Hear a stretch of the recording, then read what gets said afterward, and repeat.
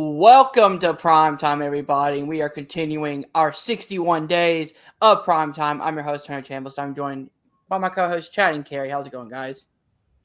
Going great. Going great. I agree. And this won't be released. You know, this will be released after. But happy birthday to Carrie. Yeah, happy birthday, Carrie. We're Thanks. recording on her birthday, and I hope it was a great one. It was. Thanks. Good.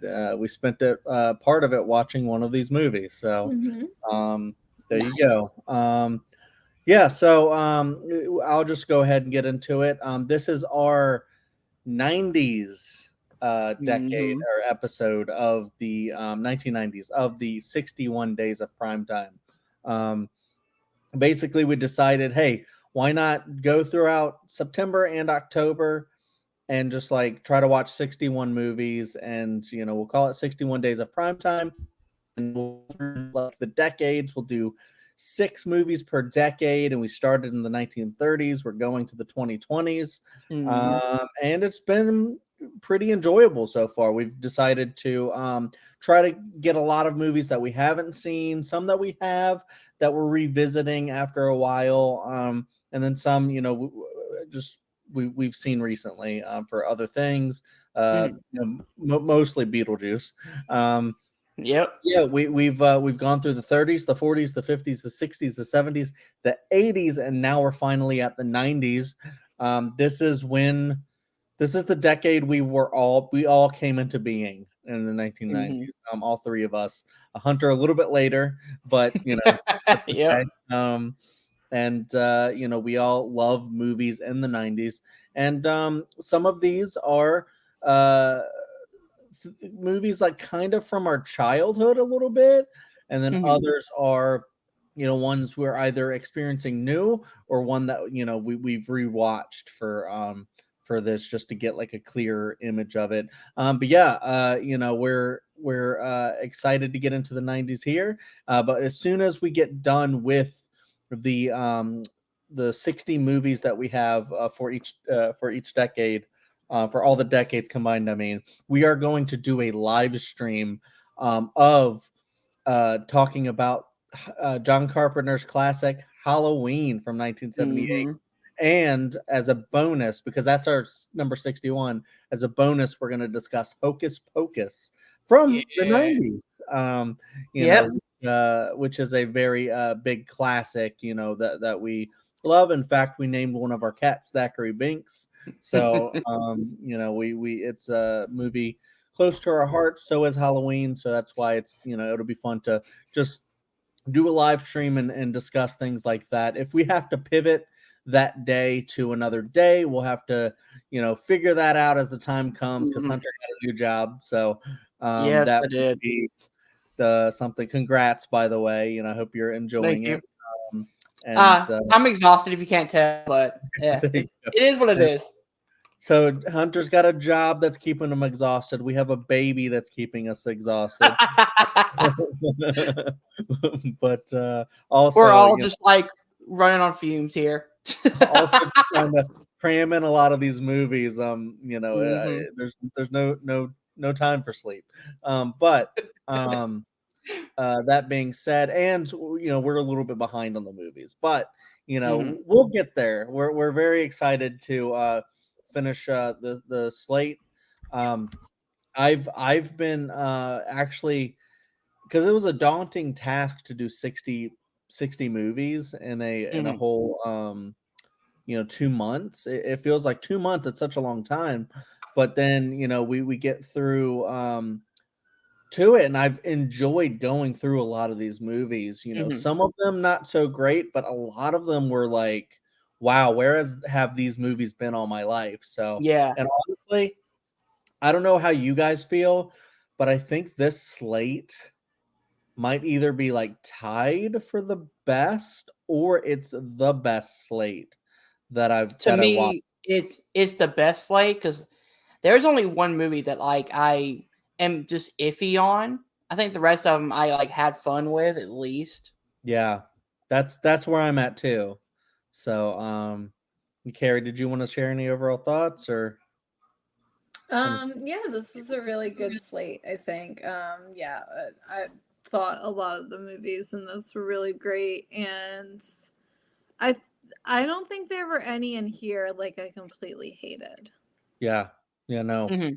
definitely not. All right, so let's get into the first movie.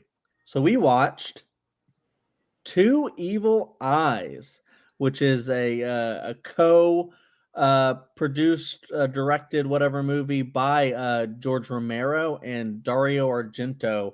Mhm. Those are like two legends of the game Two coming together icons. Yeah. to make something that to me felt very Stephen King-esque, in both of Mhm. its segments. But yeah, I'll go ahead and let Hunter start the conversation for Two Evil Eyes. So I went into this one not knowing that it was Romero and Argento working together. I didn't know who directed it until I put it on and saw it on Shutter. Um, I liked the first segment better than I did the second segment, I think, and that's only because the first segment it has to deal with like hypnosis and like if somebody is under hypnosis, like and they die, are they really dead or is the conscience still there? I like those questions that it asks. The second one is very interesting. I just kind of got lost in the middle a little bit. But I mean, the second segment does have Harvey Keitel in it, so it's always good to see him. Um, this one is the one I'm iffy on. Like I like the one segment. The other one is kind of iffy on me. But I mean, you can clearly tell it's two horror icons really trying to outdo each other, and that's the fun part is like which one had the better segment and which one could bring the scares. I think the first one is scarier than the second one, but the second one has some really cool ideas that I really appreciate. Um, but yeah, this one is the one that I'm kind of just iffy on. Interesting. Yeah. I also didn't exactly know how to feel about it because like the very first segment I thought was really scary, but I was like watching it as I was falling asleep, which is Mhm. another movie in this slate that I watched for the first time partially while I was falling asleep. And I feel like that always makes the movies scarier because I'm like I'll like kind of like fall asleep and then kind of wake up a little bit and go, "Oh And my it's god, something what is going shocks you, yeah. yeah, what is going on right now? This is like the scariest thing I've ever seen." And then that kind of you know, sticks with you a little bit. Mhm. That first kind of, uh experience with the movie. But I have watched through the entire first segment and really, really liked it. I thought it was very creepy. It felt like a very Stephen King esque kind of idea of Mhm. what if a guy like dies and yet he's still able to talk, but like sort of talk through like and it wasn't like telepathy. It was just like his mouth wasn't moving or nothing was moving of the corpse. It was frozen solid, and yet there's a voice coming from the ether, um, and just screaming and like "help me" and stuff. And it's just like very very creepy the way they did it. And I like how like this corpse was basically haunting this couple that was taking advantage of this guy, Mhm. to for their own ends. And they they got uh justice on them or whatever. But yeah, I thought it was a very creepy segment. I thought the idea was interesting where the guy's like, "Oh, I'm not alone in here and there's others," and Mhm. stuff like that. And, you need to help me and things like that. And I was just like wondering like if because when I first started this, I didn't know that it was two different segments. Mhm. And then when it just stopped and it was like the end of that story, like a little short story, I was like, oh, that's the end of it. Okay. Because I thought they could have maybe expanded on like what the others were, that other world Yeah. was, kind of a deal. And, kind of like we haven't talked about Phantasm on here. I know Hunter's binged a lot of those movies, but it's Mhm. kind of like in like Phantasm where you you get to see a little glimpse of like a world that they're trying to build. And then if there were no other Phantasm movies, then you would have been like, what? Wait, what was that? How did this? Yeah. What's that other like little world that you're dipping into? So, but I think it also stands on its own little creepy story. And then the second one was where it got a little bit iffy for me because, as Carrie and I will talk about all the time, we hate animal violence and torture and stuff like that. And there's a lot of that in this section. The thing that kept me going and wanting to not just completely turn it off was that it was sort of like a supernatural thing where the cat kept coming back. And so I was very interested in like that kind of thing. And the cat's kind of like haunting this guy, and he keeps trying to kill the cat, and there's like a noose that's like imprinted in the cat's like fur, and it's just very creepy. And by the way, before we really dive deep into these, we're doing a spoiler because we're gonna get into a lot of these, and yet and then he ends up killing his wife and hiding her in the wall, and that also gave me, like we talked about it, Rosemary's Baby vibes about like something hidden behind the wall and stuff. But you hear about like cases like that where people kill someone and put them in the wall, and that's very creepy and stuff. But the whole time you just want to see this guy basically get killed or something, because he's like the worst. I think the imagery and all the haunting stuff that happens is very creepy, very well done.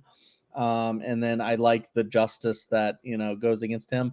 And two other things. I really like that at the very end they had a big no animals were harmed psychologically or physically in this movie, and it's like, thank God. Okay, cool, because you never know, especially with it. It's like there's different laws and stuff in different countries and stuff. You never know, but I'm glad that they reassured us. And then the other thing that we noticed was that we saw Julie Benz in this from Buffy and Dexter. Really? Yeah, it was like a young Julie Benz. She just showed up at the door. I was like, Carrie, is that Julie Benz? She was like, that's awesome. And I didn't catch that. And there's a lot of like familiar faces. Like, was that Ving Rhames was in there too? Yeah, right. Tom Savini had a little cameo. Tom Savini. We'll talk about him later as well. Atkins was in there. Yeah, so a lot of really fun names. Adrienne Barbeau. Oh yeah. Honestly, I think this is just a really cool 1-2 punch from like two iconic filmmakers, and I really dug it. I think it part of it felt a little 80s because of like the score and stuff, so it was a little bit left over because it was like right at the beginning of the 90s. But yeah, I thought it was very well made. I thought they complemented each other, whether they were different, but also they go together kind of well, I think. So I like this one. Kara, what did you think? Yeah, I like this one. It wasn't my favorite that we watched of the 90s, and it's actually towards the lower end of my list for 90s, but it's literally just because I think there were a lot of great films in the slate. But I did actually really enjoy it. I could see myself watching this again with the fast forward button handy for the second segment. That second segment is just hard to watch. Parts of it. We already did skip over something. Oh yeah. Like, oh yeah. We're not watching the cat be tortured in this. That's fair.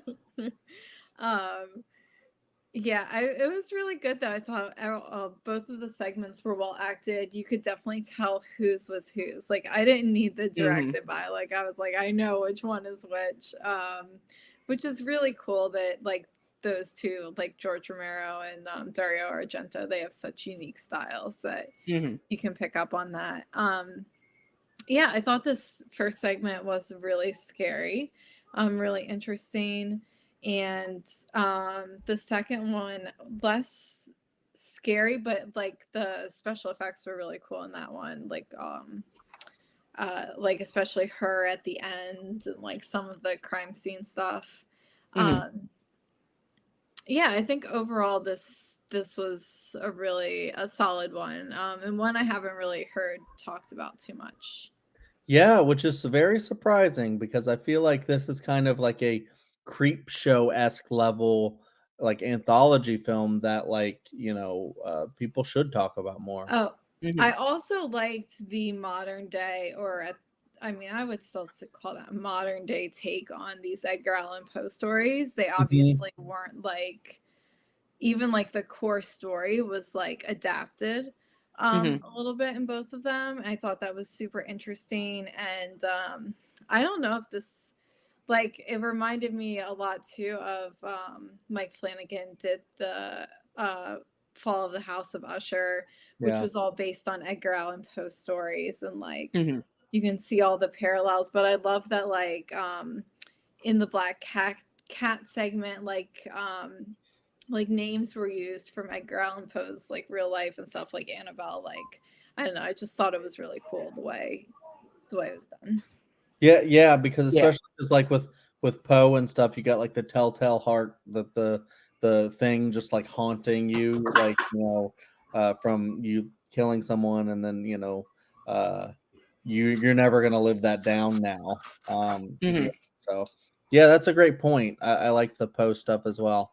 All right, so we can move on to the next film, which is Dark Angel, or I Come in Peace, as it's also called.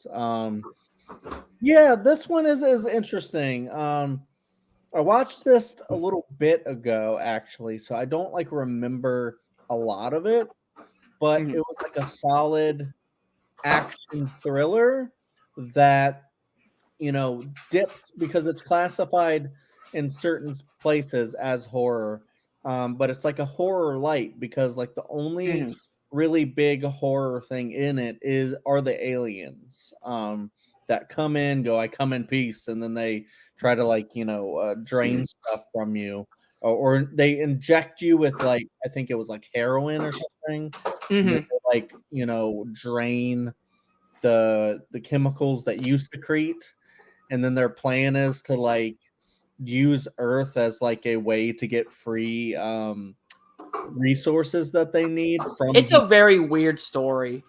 A very weird story that's like tagged onto like a classic 80s style like buddy cop movie.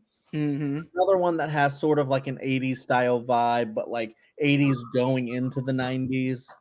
And I thought that was like a really cool kind of twist on it. So yeah, even though it's like horror light, I would still describe it as horror-esque or horror adjacent. And I liked it. I thought that the story is not like something to write home about or anything like that, but I thought it was very enjoyable from watching it. I thought the aliens were scary. I thought that, because this was like also the first time I think, maybe except for Creed 2, where I've seen Dolph Lundgren, I was about to say not in a Rocky movie, just acting in general, unless like the Expendables or something, but like as like a starring role, that's Rocky franchise, that I thought was like really cool to see, because I know the big story is like Dolph Lundgren, big like 80s 90s action actor, but also like a genius with like such a high IQ, and is like a scientist and stuff. So to see him do like an action movie that's like science fiction, and I thought he was really good in the movie. Like he just, because in I feel like his character in Rocky's supposed to be like this stone cold Russian guy that like has like no emotion and stuff. So to see him like be like an intelligent like action star movie, was really cool, and made me want to watch like more of his movies and stuff. I only watched this one. Carrie, I think, watched the sequel, so I'm interested to see like what she has to say about like those There's two. a sequel to this? You didn't watch the sequel to this? Did I thought you I? watched part of the sequel. I think I was gonna try to, and then Oh, well, oh, you know what? I did watch the and you said it sequel. wasn't great. It was probably one of the worst movies I've seen in a long time. which is kind Is of it disappointing. Which is kind of disappointing because like this movie I wouldn't say is great, but I wouldn't say is bad either. Like I quite enjoyed it. I thought it was like fun for like a buddy cop movie with a horror, sci-fi kind of twist. And Mhm. yeah, I enjoyed that about it. This isn't one I would actually watch again, just to get it fresh on my mind and get more of a more solid opinion of it. But yeah, Carrie, what did you think of Dark Angel or I Come in Peace? Yeah, this one I think it was probably the worst of the movies that we watched for the 90s. But I still actually liked it. I thought it was pretty fun. Um the it's like a very weird like action buddy cop movie with a little bit of horror thrown in there because the alien Mhm. I think is like genuinely kind of scary. It's like its Mhm. eyes and everything. Um, yeah, the one-liners in this movie are really funny. I don't remember any of them, but I remember the like, the little quips back and forth, and I Mhm. was like, oh, this is kind of fun. So this one, I think, if I was in the mood to watch like this exact sort of movie, like it's fine. It's a fine little movie, and yeah, Chad, I had somehow forgotten I watched the sequel, but yeah, it was the sequel really has nothing to do with it. I guess it's like a woman alien who is Mhm. um for the same type of creature, but otherwise literally nothing to do with this movie. And I'm trying to remember what was so like just everything was it was just bad. Yeah, and I remember I brought up Phantasm in the last discussion because like this kind of like has like that like similar kind of vibe to me where like the Mhm. alien has like the tall man, the alien kind of has like some sort of like way it kills people with like a saw blade or like like a Yeah. or something like that. And then like has like other methods, tools in order to extract stuff. And I just thought like a lot of those ideas were just like really like interesting. Mhm. Um, even though I don't know if it was like very well thought out, or maybe if it could have turned into like a better franchise, maybe it could have been expanded on. But Hunter, what do you think?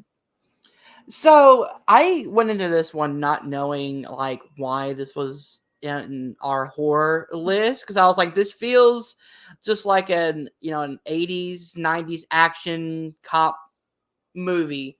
And then you guys did bring up, well, I mean, it does have to do with aliens, and I was like, that is fair. So I can see why they categorized it as, maybe action horror, sci-fi, things like that. As I was getting into the movie, I was like, am I actually like having fun with this movie? Like, what is wrong with me? But I mean, it's a very forgettable movie, and but there are some fun moments in it, which I can appreciate. It definitely, as Carrie said, has the one-liners of an 80s action movie. Dolph Lundgren is in it, so surprisingly, I thought he was going to be one note like an Ivan Drago from Rocky. He's not. He actually does act. He can be sarcastic. He can be, you know, actually have some emotion in there somewhere. But he can also be quippy and funny and things like that. The aliens I thought were the kind of forgettable part of this movie. The more interesting part to me was the kind of friendship that Dolph Lundgren's character makes with the FBI agent, like that, like I like their back and forth. Um, so again, this is kind of high, like lower on my list of the '90s one, but I can definitely see myself having fun with it. Yeah, definitely. And those are always kind of like the movies that interest me is when like something looks like it's like mostly just an action movie, and then they go, Mhm. yeah, but it's also a horror movie. and then I go like, huh, okay, and then just to try to find out like why it's tinted as that, Hmm. or if you even think it is at all, and you might disagree and think that it's not very horror at all, but I think some things can be seen that way, which is interesting. All right, so we can move on to the next one, which is one of my picks. My boyfriend's back. Carrie, do you want to start with this one? Oh yeah, I'll start with this one. Yeah, Chad had some really good picks for this 90s slate. My Boyfriend's Back, this is I think a childhood favorite of Chad's. Um and this was a first time watch for me and I really loved it. It's just like a goofy little comedy. I would say it's mostly comedy and then like the setting is horror based because the main character turns into is undead, I guess. He's not quite really, I guess he's a zombie. He's going around trying to eat people eventually. Yeah. But yeah, I thought this was just I really loved this movie. Like I thought the jokes hit very well. I thought it aged pretty well. A lot of these 90s comedy movies, sometimes, you watch them and you're like, oh, those jokes did not age well. This was like fairly wholesome, and I feel like there was nothing in there that was like really cringe or anything. And the story was good. The acting was good. I'm surprised that and there's like 6,000 different little cameos in this movie of like there's Philip Seymour Hoffman. He's credited as Philip Hoffman and Matthew McConaughey has like one line in this movie. It's crazy. Yeah. But I really love this one. I would say definitely if you're looking for like a more wholesome movie this Halloween and something that's maybe not on the scarier side, this is definitely one to check out. Yeah. If Carrie didn't bring it up, I was gonna say, yeah, he's trying to eat Philip Seymour Hoffman in the movie. Yeah. Not sure what you think. So I had so much fun with this movie, man. As someone who didn't know what this movie was, after watching Serial Mom, like this and Serial Mom back to back is a weird combo because they both have the same, I guess, tone of comedy where it's like everything weird is happening around people and the comedy is not from the jokes, it's from the situation, which I appreciate. Yeah, Matthew McConaughey randomly has one line in a theater. Philip Seymour Hoffman is in this movie. I actually think the romance between the two main characters is really good. It's really sweet. And then who is it? Tracy Lundy or Lund, who plays who plays Misty in this movie. I think she did really well as somebody who starts off as like, this popular girl, but you kind of see that she's not like the stereotypical like cheerleader, like the full of herself, like there is something there in her character. Yeah, this was just a goofy, just very fun, like almost like a decom in a way. Like it had that Disney Channel original movie like kind of style to it that I appreciate. And that's probably why I liked it more than I thought I would, because I love early decoms. I think they hit that very nostalgic feeling for me. And this one, I would not count this as, there isn't any horror moments in my opinion, but the situation of like taking this zombie kind of element to it, it does count as horror, I will say that. But to me, it's just a very fun, very light, very cheesy movie that I can have fun with. Yeah, it's interesting because this one I found out is directed by Bob Balaban, who's a very like prominent actor. He's been in like everything. So like if you looked him up, you'll know his face and you'll know you've seen him and stuff. 'Cause he's Yes. in everything. But yeah, so it's very interesting that he directed it. But like I think like his style and like John Waters' style, and we'll get to Serial Mom soon.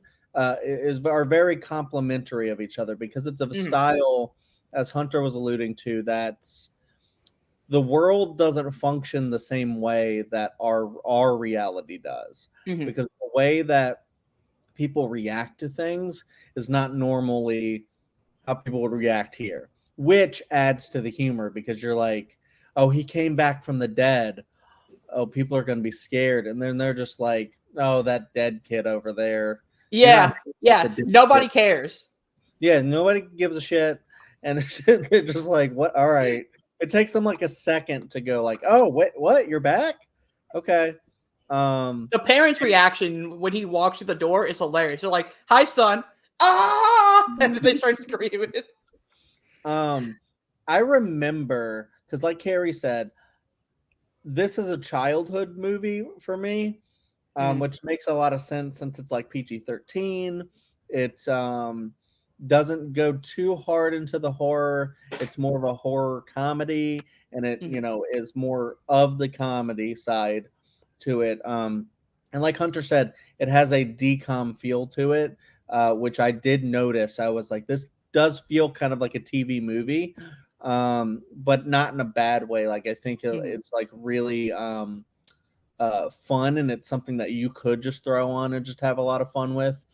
This is a special movie that I used to watch with my sister. So I just remembered it one time, and I was like, I remember that from my childhood. I have to watch this again at some point. So I bought it, and then we were making this list. I was like, well, we're watching My Boyfriend's Back. Because it's been such a long time. It's been like 30 years probably since I've seen it. So I was like, I got to check it out. And I remember it being a lot like not gory, but a lot like more body horror than I think it actually is, because like there's a few times where like his limbs and like nose and stuff starts to fall off, like she's like nibbling on his ear or something like that, and that comes off. And then he sneezes and his nose goes flying across the room.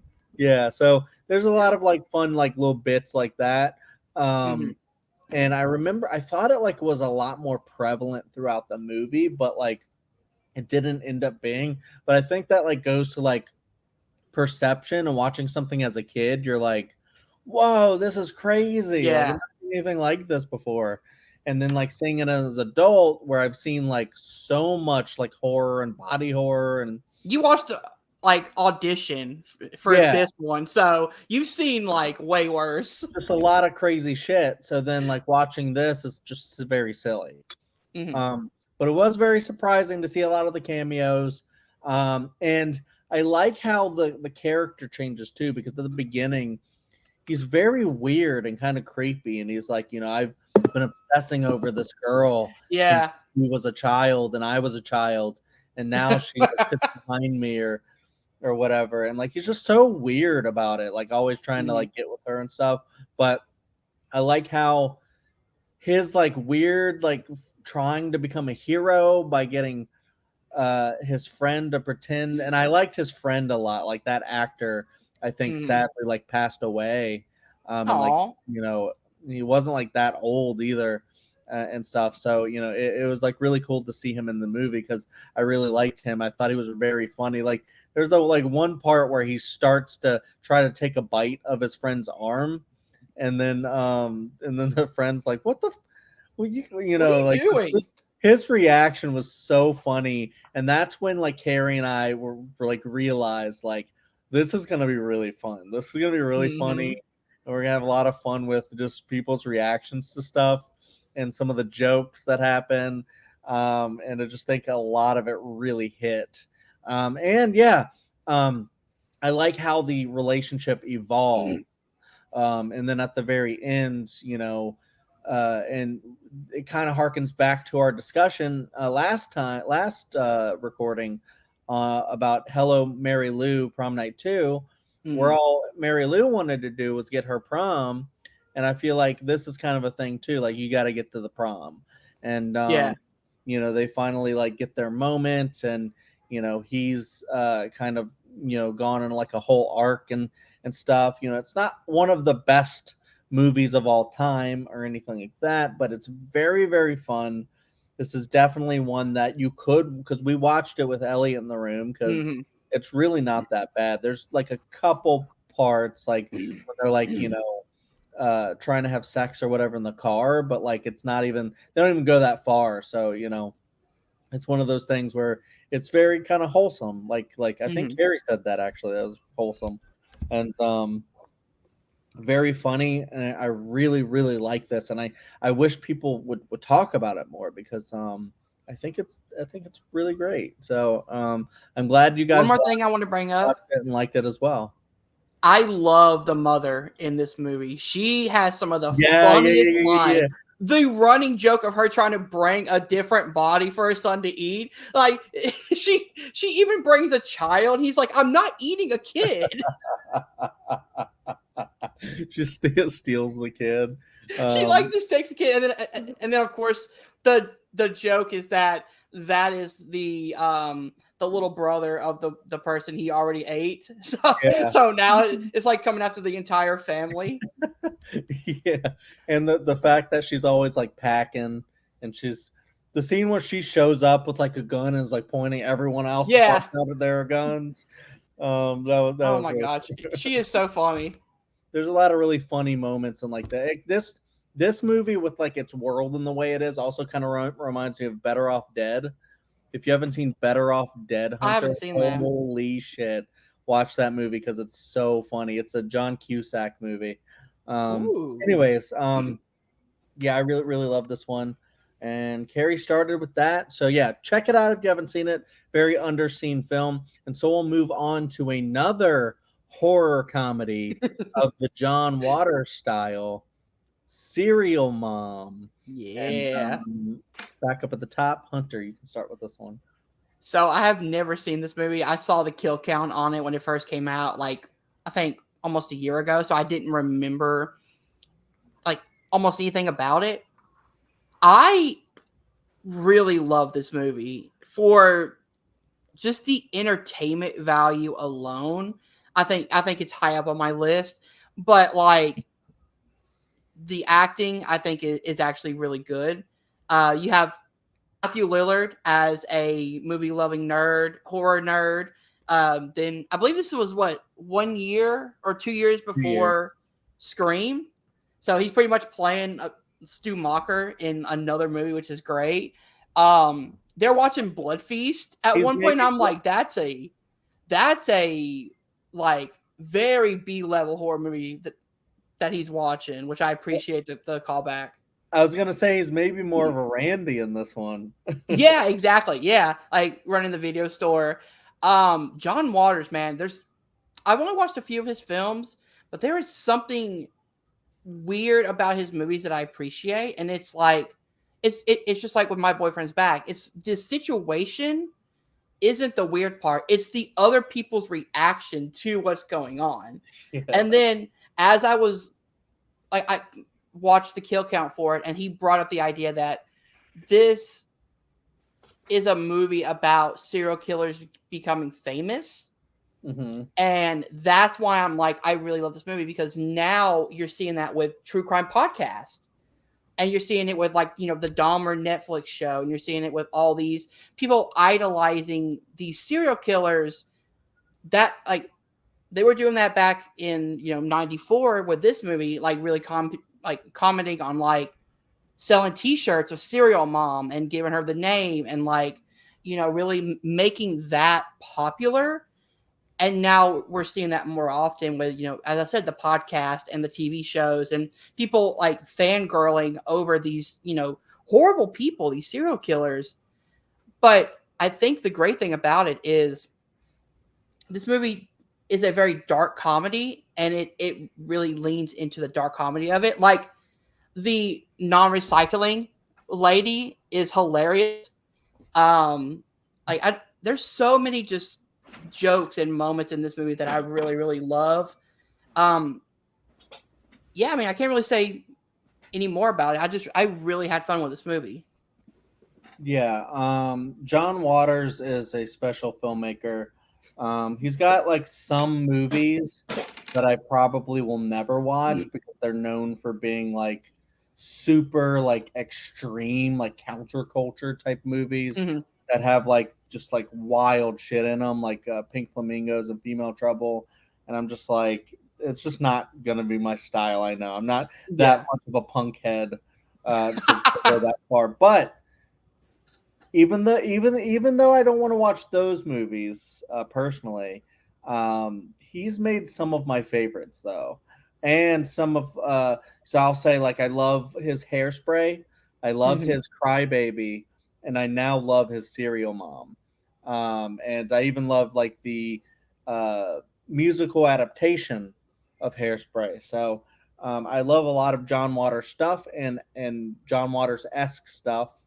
Um, and so I thought, see, like seeing the poster and stuff for Serial Mom, I was like, this might be a movie that I really like.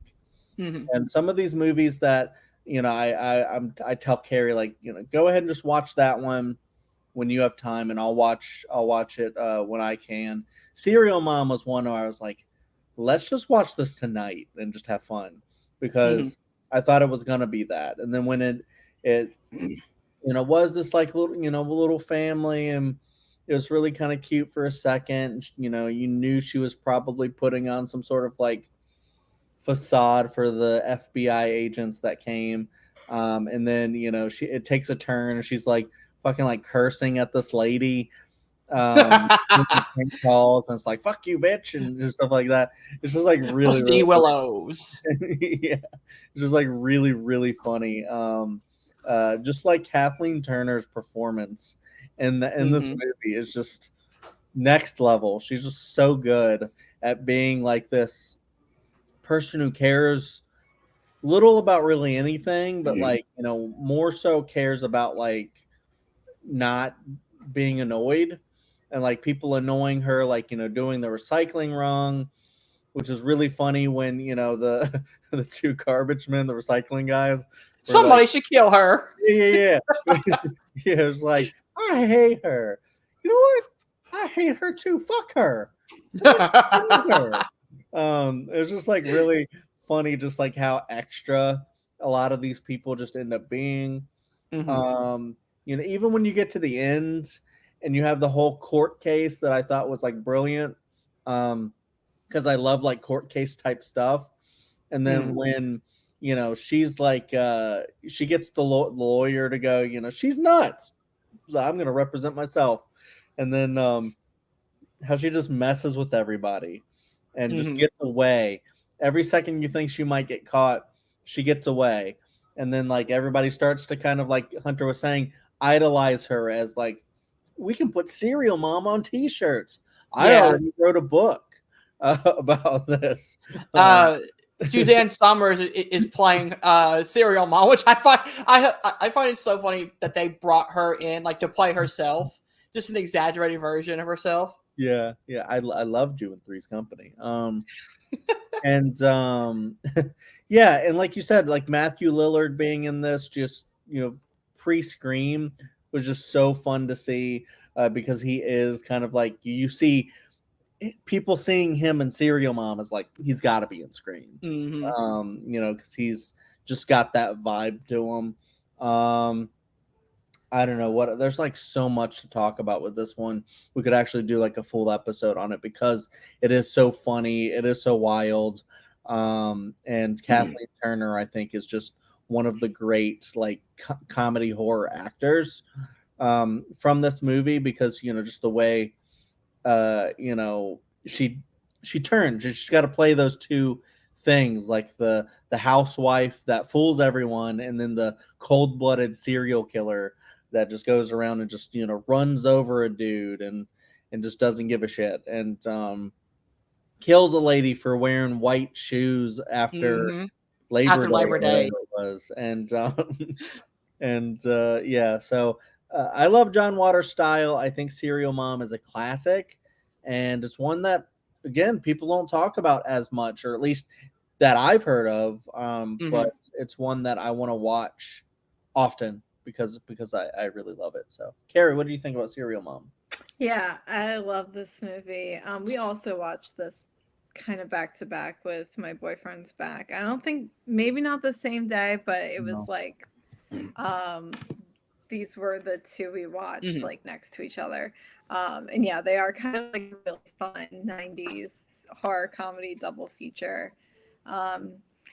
Trying to think what else to say about this one. It takes like most of, or maybe all of John Waters' movies takes place in Maryland. So that's always really fun to hear a bunch of like, you know, like hear Towson shouted out a lot. And I think that's where the court case took place, is in Towson. Yeah, and I'm pretty sure I'm pretty sure he grew up in Maryland too, hence why he did did that. Yeah. I'm pretty sure a lot of the filming took place, or at least some of it took place in Maryland. What else? There's a lot of like really accurate references to serial killers in this, and yeah, I agree with you, Hunter. It does kind of go to show like how like as a society we've been obsessed with serial killers for like a long time. It's not really, it'll never stop. Yeah. I think it's just like we've just always been as a species just fascinated with like the macabre and just like the when everything is kind of like nice and normal and just regular. It's interesting when something crazy happens. So yeah, Kathleen Turner is amazing in this movie. Like she is just like the supporting casting is great, but she does really like carry this entire movie. It's like it's well written and it's hilarious, but like she makes it as well. Like I couldn't see anyone else in this role and like having it be as good as it is. And just real quick, the this is very 90s because also John Waters had Ricky Lake in a lot of movies. Ricky Lake was known for being a talk show host. Was she also the lead in his Hairspray as well? Tracy she's Turnblad. in Crybaby too. Yep. So very, very big John Waters actress. And shout out to Mary Jo Catlett as Rosemary Ackerman. If you guys don't know who that is, she voices Mrs. Puff. To this day, I'm pretty sure in SpongeBob SquarePants. So it's really cool to see both Mrs. Puff and Jessica Rabbit in the same scene together. Very true. And the lady that gets cursed at a lot, I thought she was very, very funny because the fuck you too, bitch. The dynamic between Serial Mom and her is just so funny because they hate each other, and it all like went back. Like, what was the thing that she did to her? She stole her parking space. Something like so like minor, but it makes it so much funnier when like you realize that that's been going on for probably months at this point, just for one thing that happened a long time ago. And you're just like, okay, very, very vindictive. There's really, really fun parts like that where it goes back and it shows you why she's so mad at her. And then like also the moment where she thinks that her family's onto her and she's like, I'll be right back. She gets up and just like leaves and like drives away. And that was it just cuts right back to the family. Like, she coming that back? Was my favorite joke of the movie because it was like, because Matthew Little's character is like, oh yeah, Mom, Scotty thinks you're the killer. And she just stands up and then goes to the car and then the board reads, going to store, love, Mom. Yeah, that was pretty great. Yeah, so that's the type of humor you get, very well directed and everything. So Carrie, I'm sorry, did you have anything more? Yeah, because I wanted to say that because they were watching Blood Harvest, there's some great horror movie references in this as well. And apparently John Waters' favorite movie is Christmas Evil, with Chad and I with an evil Santa Claus, which is like so interesting. Like that's apparently that is like I've heard this from a couple podcasts, but maybe it's just it might be misinformation. I don't know, but that's his favorite movie of all time. That's crazy. That's awesome. But one more behind the scenes fact. apparently Kathleen Turner she was advised to not work with someone um, like him, John Waters, because he's known for schlocky horror movies. But she wanted to work with him so bad that she put her own money into like producing this movie. So her movie, like her own money went to making this as well. So she got to work with like, his kind of band of people that he always works with, which is cool because John Waters also he works with a lot of like trans people and like people of in the LGBTQ community, which is really cool. That like even back then he was still giving people of that community. Yeah, community. I'm sorry, I'm so tired right now. Honestly, I think John Waters is also in that community himself. At least that's what I thought. But I could be. He could be also, which is great right. Because again, if somebody in power like that, giving people from that community more representation, like what is her name? I'm sorry, Divine, who was the lead in Pink Flamingo, and she's in Hairspray too. Yes, so like I love that like that community is getting represented more in earlier films as well.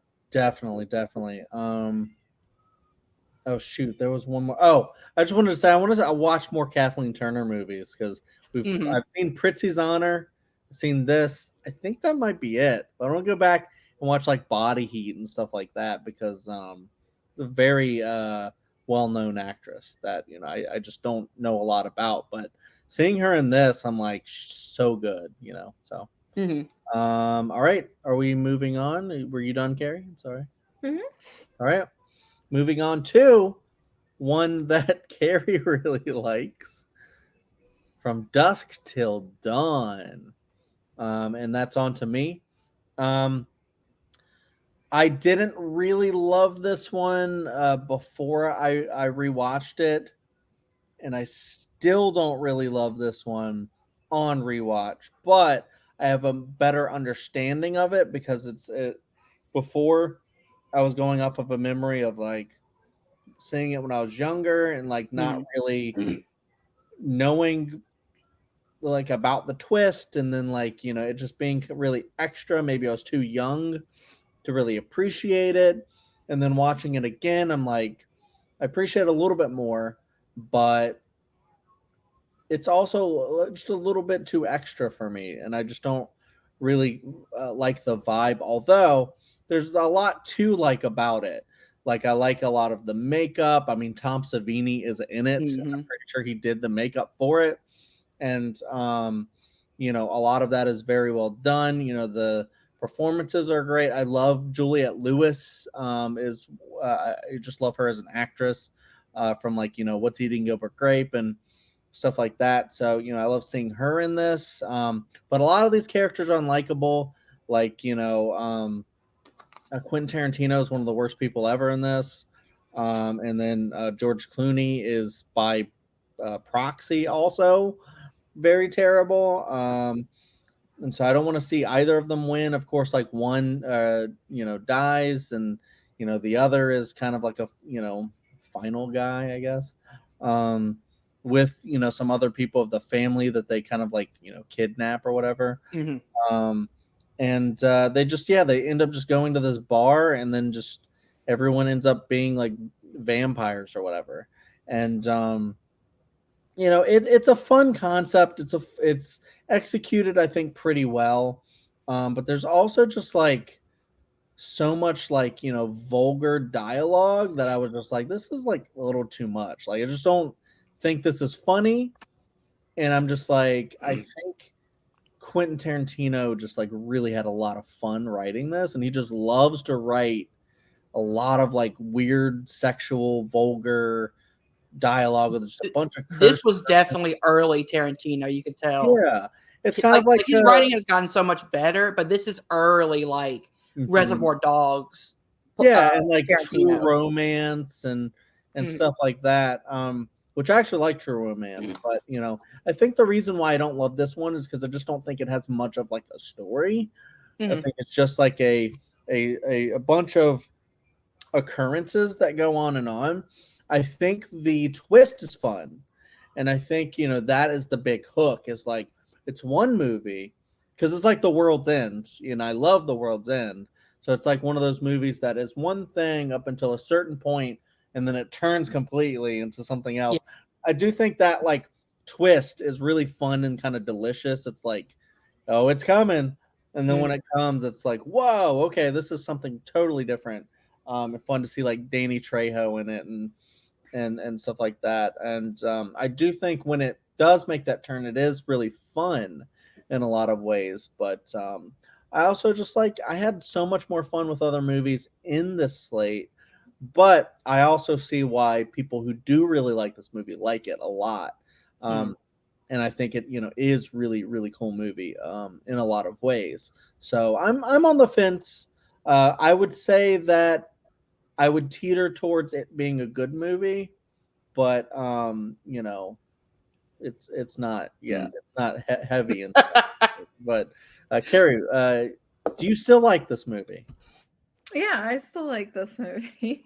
I don't know. I think it's pretty fun. Actually, it's like I Sorry love to phrase it that way. I'm not saying you have to like defend the movie or anything. I'm just why do you like it? I don't know. I love that like the first half of this movie is one thing. Like it's it's gory already, but it's these two criminals kidnapping this family and killing people and trying to get away from the bank robbery that they committed. And then the second half just like goes crazy and it's all vampires. I love it. And my fun story about this movie is that this was one of the few movies we had on VHS at my house. It wasn't like a VHS that we purchased. My uncle taped it, copied it from his copy to. This is such an uncle movie. Yeah, my uncle copied it from his copy to a videotape and gave it to my dad. And my dad sat down with me and we were watching it. I think it was about 12 or something, 11 or 12. And we watch it and then we get to the bar. And I guess I don't remember if the speech starts about coming in there and he's advertising what's at the bar. It's not appropriate really for a 12-year-old. And my dad is like, oh no, you can't watch anymore. He's like, I forgot all this happens. There's way too many boobs in this movie. Oh yeah. Yes, there are. There's more than that. Yeah, he was probably just trying to put it in a way I could understand easily. So I didn't see this, I think, until many years later with Chad, the entire movie. But yeah, I still love it. I think the second half is just so fun. I did want to because I forgot because Carrie told her story, which reminded me about my story about Serial Mom, which isn't really like a story. It was a fun little thing that happened that made Carrie and I laugh.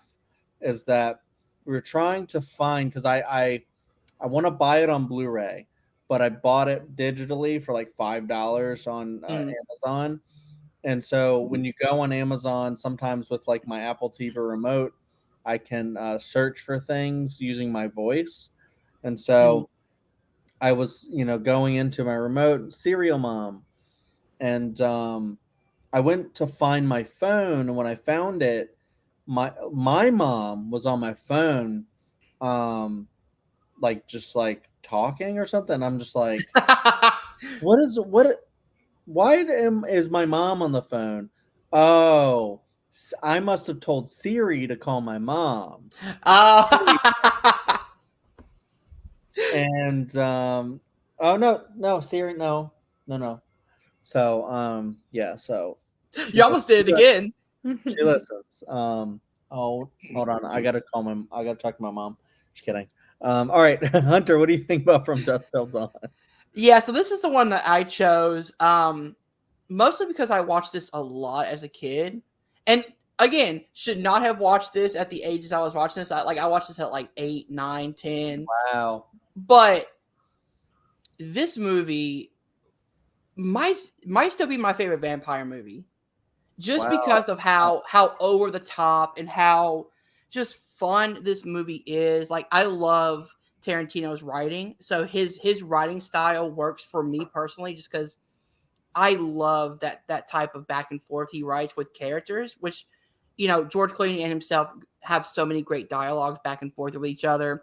Um, I the point of this movie is that you're not supposed to like the criminals, even though one does survive. So I get that in my head that like you're not supposed to like either one of these guys, but George Clooney's character is the one that you're supposed to follow the entire time.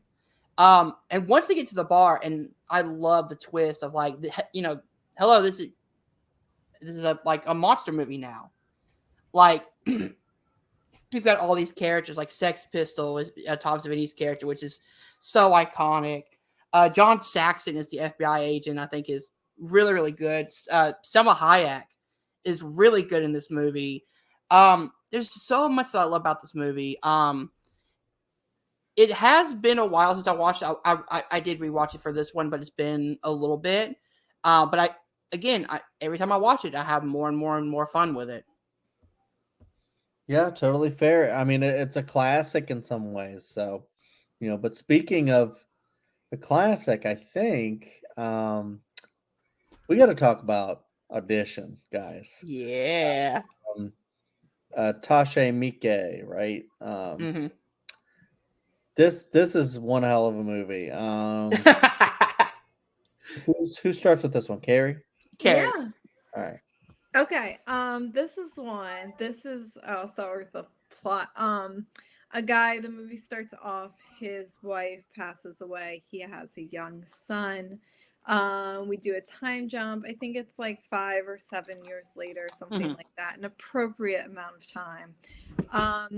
And he wants to find a girlfriend, and instead of being a normal person who goes out and finds a girlfriend, his friend is like a TV or movie producer, and offers to audition a bunch of women to be his girlfriend.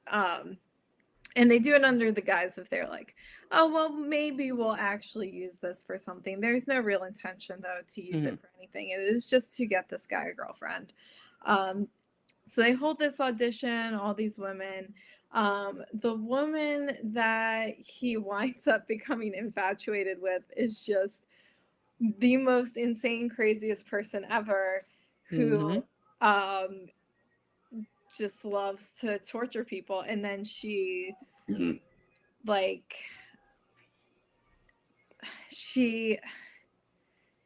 his own home, I guess she brings her other torture victims who, it's a very trippy movie. And anyway, she winds up torturing this guy. And it's crazy. And then you see her prior torture victim, which is her prior,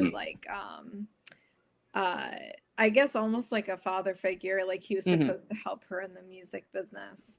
And yeah, this movie is crazy. I watched it for the first time in college. My friend Sarah really liked this movie, and she showed it to us. She also is the one who showed me Freaks, which we watched for our 30s. Ooh, awesome. And I just was like, oh, wow, this is really gory at the end. And that's kind of most of what I got out of it on that first watch. I only recently had the courage to rewatch it again. And then we rewatched it like another time for this. But just a couple months ago, I rewatched it as well. And I just wasn't really a big fan of movies in general in college at that time. And I didn't pick up on what I picked up on my subsequent rewatches, which is this movie is just like brilliantly filmed and acted. Like, just like the audition scenes, like melding them together. And then after that, like when he becomes infatuated with her, like like the scenes between them talking on the phone and her just staring at the phone. And one, it's like, it's terrifying, but it's also just so well done. Like, you don't really know what's real or not, what's in his head. Do they have this like weird psychic connection? Like, it just goes to some really crazy places. So overall, I think this is a fantastic movie. Like, it is just a hard rewatch. There are things I have to skip. There's some animal violence, and there's also I have a very specific thing where I can't watch people eating things they're not supposed to eat, and that is definitely like a scene in this film that I each time I try to get through it, and then I almost throw up, and I'm like, okay, can't. I'm gonna have to skip it. But overall, yeah, I think this is just a brilliant movie. It's just it's a hard one to rewatch. Yeah, I think this one is really interesting. I didn't. No one like had spoiled this for me, except that I knew that the lady was gonna be like bad news, and like something was gonna happen at the end, and it was kind of like a slow burn, sort of like up until the end. So that's all I knew about it going in, and but I wasn't prepared for just how like you were excuse me, like how you were talking about like how surreal it gets with like the violence and just some of the like weird imagery of the the father, and like the or this father figure, and like the images of like him like crawling towards her with like the fire poker, and um trying to burn her and torture her and stuff like that, which I think like it does go like a little bit deeper than her just being a crazy sadistic evil person. Like she was tortured and victimized. So you can also like kind of like see this, I see like a lot of really deep stuff in this, where it's kind of like a horror version of like Drive My Car. If you've seen that, like where it's like, about, I see a lot of similarities between the two movies actually, where it's like about like auditioning and stuff like that, but like, auditioning for a girlfriend, like you were saying. And but yet I like how, because even in that he's doing a really problematic thing in lying to these people, but you can also see that like he doesn't he is looking for like love and stuff like that. And then you get to see like with her, she's also kind of looking for like a kind of a messed up kind of thing. But like it's interesting how like she like phrases certain things where she's like, I want you to know everything about me, I want you to experience all of me and know all of me and stuff. And just the imagery of like her disfiguring, I guess like a former landlord or something. I'm like wondering if she's like did this with other people in the past, and stuff, and just like how she has kind of like a methodology behind it. And the phrases that she keeps repeating, and a lot of the scenes that keep getting repeated and stuff. And it's one that I feel like you need a few watches to really kind of get behind and understand like what's really going on at the crux of it, like what happened in her past, and then like what is going on like in his visions, where like so fucked up shit is happening to him. And then it cuts to him back in bed and everything's kind of normal. The animal violence, like Kara was talking about, is very minimal, and like even when they show like a dead dog in it, it looks very fake. So for me, I was just like, it sucks that it happens, but I'm just like, all right, whatever, just do what you're gonna do, horror, okay? But honestly, I just think this goes to show that like uh I love like J horror.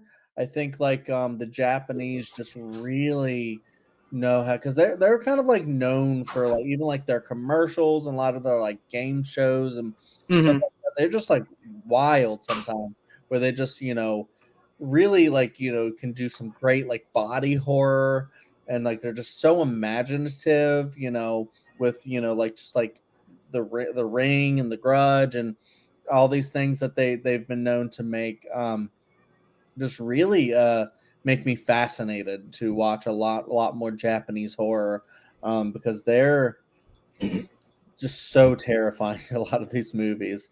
And if it was just like a torture movie, like a Hostel or something like that, I could see this easily being something that you'd go like, yeah, it's whatever. It's Hmm. just a torture movie, whatever. But it's like so much more than that. I just feel like there's like so many like themes in here. Kind of like we were talking about like Cat People, Carrie, and we're like, there's some messaging in here. I need to rewatch this and dive deeper into it. Hmm. Even though this is like my second time watching this, I'm still kind of like, I need another watch of this movie just to kind of get through like the first, because I love how slow burn it is too. Through like the first like what 45 minutes of it or something, Hmm. or 30 minutes of it at least, is just a long stretch of like him trying to find another mate. And Hmm. my son told me to move on and stuff. And oh man, just some of the way they shoot some of this imagery is just so creepy, and I think this movie is pretty great.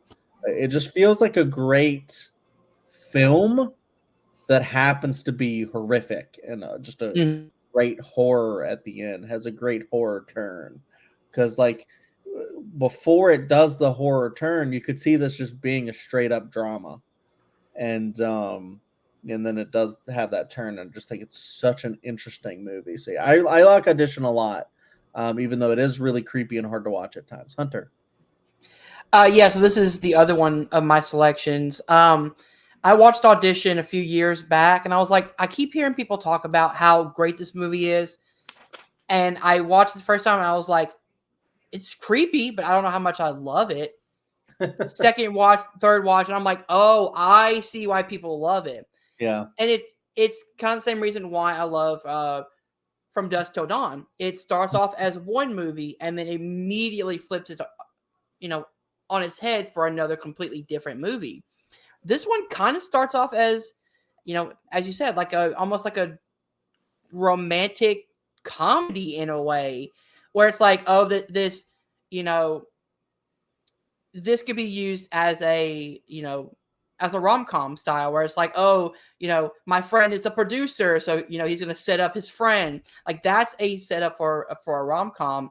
And then they immediately turn it on its head by saying, no, the girl you pick and the girl you are using, because they're using this girl for, to find him a mate, she's crazy. Like, she's been through so much stuff, and now she's gonna take that torture and make you, like, torture you because of it. The kitties creep me the fuck out. Like, kitty. So creepy, so creepy. So I love that. The torture stuff, I could, I'm okay with torture in movies. I like Saw, I like Hostel, things like that.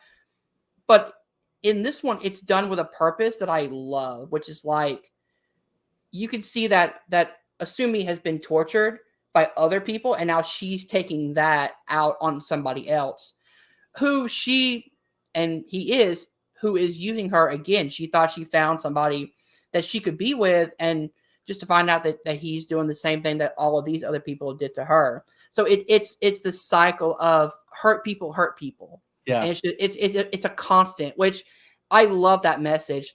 And the great thing about this movie is that Takashi Miike, this is a very slow burn movie. As you said, the first 45 minutes is this setup, but the end of this movie is where you get all of the torture, and it's continuous. It's like a continuous, torture scene pretty much, and the dream-like sequences of it, cutting in and out, back and forth. You're not really sure what's going on.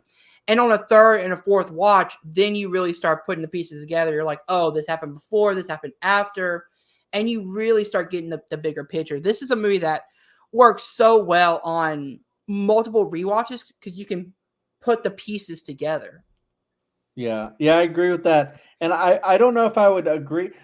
I was gonna say I don't know if I would necessarily agree with romantic comedy, but even then I was second guessing that because I was like during the actual audition process when they're auditioning people, you throughout that whole like first 45 minutes you have that like constant like romantic comedy like score and Yes. music, and then you have them kind of like joking together and the women coming in and just like showing like different people doing different stuff and their reactions to it and things like that, and it's like next, and stuff like that. So yeah, I could totally see like where it has like that whole vibe and then has the turn. But the other theme that I wanted to touch on real quick that I forgot is it's kind of like Black Swan-esque because she wanted to be a dancer, and then like Yeah. I think her father figure kind of like took that away from her as like part of like she can't function like with her feet anymore, and I think that's why she tortures people by like removing their feet. Oh, um, dude, the wire saw, I was like about chopping to off his leg. Oh. I was about to bring that up too. Like, I can't deal a lot of the times with like a torture tool like that, like piano wire, because it's even like same in like Hereditary. There's a very classic use of like wire like that. I just can't handle the idea of someone using something like that. I'd rather them use like a saw, like in Saw. Because the piano wire, the worst thing about it is that it takes its time. Like Yeah, it's going to take a long time for you to rip that leg off if you're just using piano wire. The saw, you can like cut it like right through the bone, but to get through that with piano wire, that's going to take some fucking dedication. yeah, it's just so creepy. But yeah, we could talk about this one for a long time because I feel like there's so much to unpack in it. But yeah, I really think Audition is pretty spectacular. So all right, so we're pretty much done with all of the movie discussion. Oh, except one more additional thing is in Two Evil Eyes. I was like, wait a second, is this where they got the idea for that one saw trap with the blade, the pendulum Oh, blade? yeah, yeah. I was like, what? Saw? Okay, cool. But anyway, we should get on to our rankings. Hunter, do you want to start with your ranking of these 6 films from the 90s? Sure. All right. My number 6 is Two Evil Eyes. My number 5 is Dark Angel. My number 4 is My Boyfriend's Back. My number 3 is From Dusk Till Dawn. My number 2 is Serial Mom. And my number 1 is Audition. All right. Carrie, do you want to go next or you want me to go? I'll go. Okay. My number 6 is Dark Angel. My number 5 is Two Evil Eyes. My number 4 is Audition. My number 3 is From Dusk Till Dawn. My number 2 is My Boyfriend's Back. And my number 1 is Serial Mom. Perfect. Nice. I love that number 1. Yeah, my number 6 is ended up being Dark Angel. My number 5 is From Dusk Till Dawn. My number 4 is Two Evil Eyes. My number 3 is My Boyfriend's Back. My number 2 is Serial Mom, and my number 1 is Audition. So Nice. I was like flirting because like that top 3 I love so much. I could have seen any of them being number 1, but I feel like Audition was the one that I was like, this is just a great film. But Serial Mom surprised the shit out of me. So, it is what it is. And I of course I have the nostalgia for My Boyfriend's Back. But that's it. That was the 90s. So thank you guys so much for watching the 90s. We're going to move on to the 2000s, the 2010s, and the 2020s. We're running out of time. We might have to dip into November. We're probably going to have to dip into November. Can't, Hunter got his new job. We have a baby. There's not a lot of time all the time to watch everything. But we're going to finish it. It just might, have to take a little bit longer than we anticipated. And, we'll, of course, in other videos, let people know what's going on as far as our live stream and discussing Halloween and Hocus Pocus. But we will get there. We will get to all of that, and I'm looking forward to it. A lot of these videos have been really fun, and we're excited to get to a lot of these other movies as well. So, thank you guys for watching. And Hunter, go ahead and close it out. All right, guys. So, also, I do want to say we have another episode of Sinister's Horror Stash coming out this Saturday at 3 p.m. Eastern Time. And it's going to be on 2016's Terrifier. And then next week is going to be Terrifier 2. And then in honor of Terrifier 3, that's in theaters right now. So go ahead and check that one out. Guys, if you did enjoy this, please hit that like button, subscribe to Welcome to Primetime. And remember, stay scared.